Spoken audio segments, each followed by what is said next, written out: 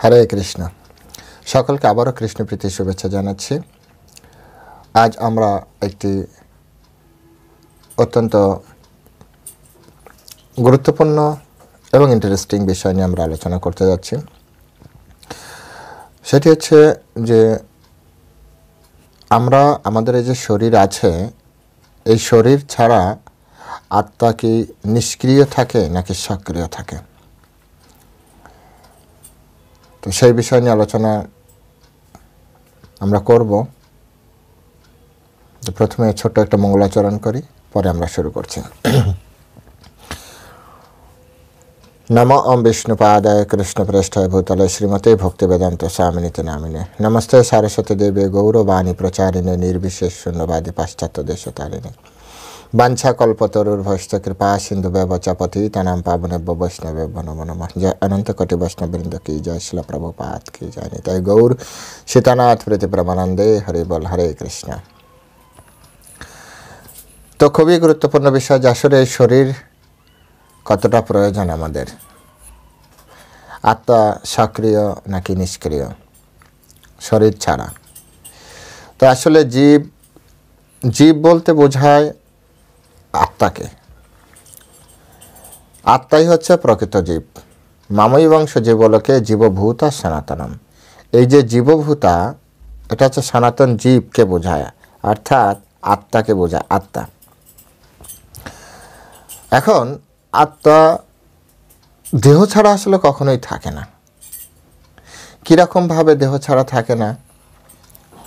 সেটি হচ্ছে চিৎ জগতে, যেখানে আত্মা ভগবান থেকে সৃষ্টি হয়েছে, সেখানে তার স্বরূপ শরীর থাকে, নিজস্ব চিৎ শরীর থাকে। যখন সে ভৌতিক জগতে আসে, তখন দু ধরনের শরীর সে গ্রহণ করে।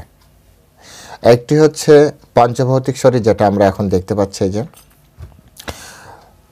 আরেকটি হচ্ছে এই পঞ্চভৌতিক শরীরের ভিতরে আরেকটা শরীর আছে, সেটি হচ্ছে মন, বুদ্ধি, অহংকার। এই তাহলে তিনটি শরীর হলো, তিনটি অবস্থা জীবের। তো ভৌতিক জগতে আবার এই যে স্থূল শরীর যেটা আমরা দেখছি ভৌতিক জগতে যদি স্থূল শরীর না থাকে, তাহলেও তার আরেকটা শরীর থাকে ভৌতিক জগতে থাকার জন্য। সেটা হচ্ছে কি? সূক্ষ্ম শরীর। সূক্ষ্ম শরীর কি নিয়ে তৈরি? মন, বুদ্ধি, অহংকার।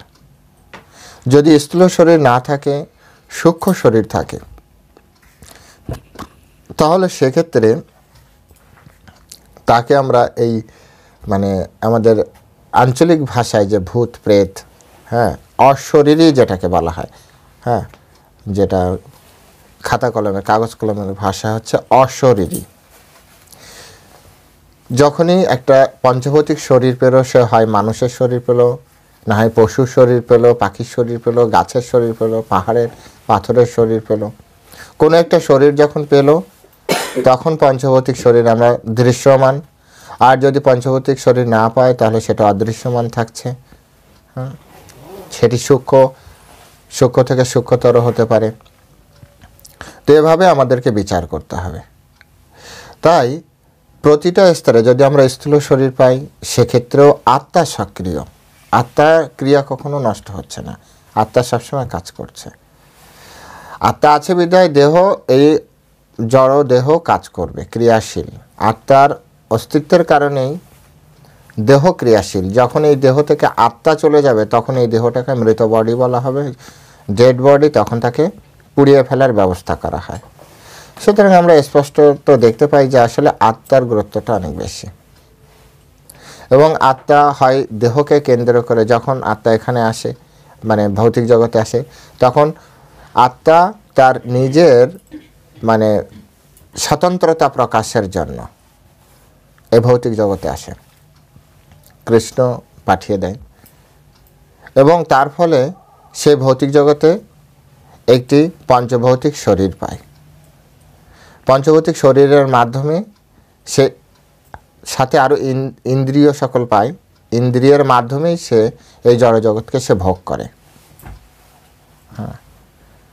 এখন যদি পঞ্চভৌতিক শরীর না থাকে, তাহলে সূক্ষ্ম শরীর থাকতে পারে। সেক্ষেত্রেও সে বিভিন্ন ধরনের অ্যাক্টিভিটিসের সাথে জড়িয়ে আছে। এখন কথা হচ্ছে যে সক্রিয়তা কি আমরা কৃষ্ণমুখী নাকি আমরা কৃষ্ণবিমুখী, এটির উপরে অনেকটা নির্ভর করছে। সক্রিয়তা দু ধরনের হতে পারে, কৃষ্ণমুখী সক্রিয়তা হতে পারে, আবার কৃষ্ণ বহির্মুখী সক্রিয়তাও হতে পারে।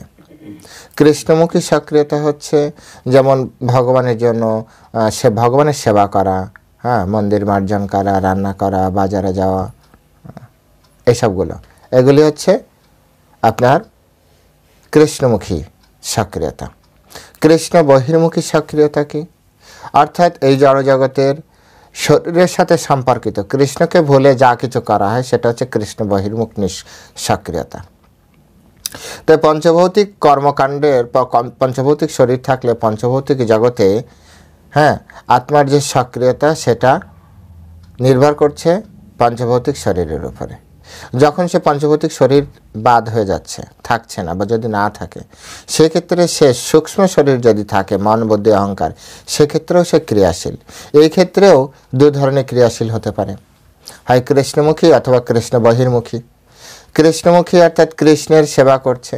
এবার কৃষ্ণের সেবা, যেমন অনেক মুনি ঋষি আছেন যারা শুদ্ধ স্তরে আছেন, যাদেরকে আমরা খালি চোখে দেখতে পাই না, হ্যাঁ, বা একেবারে সম্পূর্ণভাবে ধ্যানের মাধ্যমে তারা কৃষ্ণকে সবসময় আরাধনা করছেন।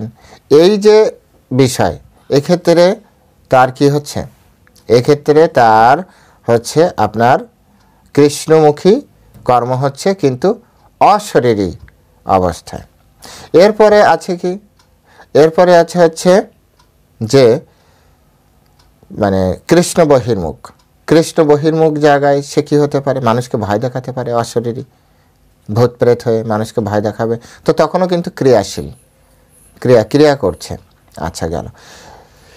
এরপরে এই দুটি অবস্থা যদি বেরিয়ে আসে, এই অবস্থা থেকেও সে যদি বেরিয়ে আসে, তাহলে মানে স্থূল শরীর শেষ, সূক্ষ্ম শরীরকে সে জয় করেছে, তাহলে তার ঊর্ধ্বের যে শরীর, সে শরীর হচ্ছে ভগবত ধামে, যদ্গতনা নিবর্তন্তে তদ্ধাম পরমম মম। সেখানে যদি আমরা যাওয়ার মতো কোয়ালিফাইড হই, তাহলে চিৎ জগতে যে আমরা স্বরূপ শরীর পাচ্ছি, অর্থাৎ আত্মার যে প্রকৃত স্বরূপ, সেখানে না সূক্ষ্ম শরীর থাকে না স্থূল শরীর থাকে, কিন্তু শরীরের শেপ থাকে।